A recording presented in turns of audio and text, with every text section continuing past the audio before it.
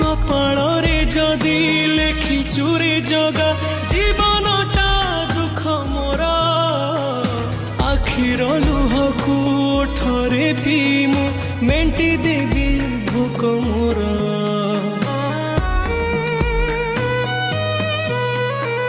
सुख बोली गोटे कण अछि रे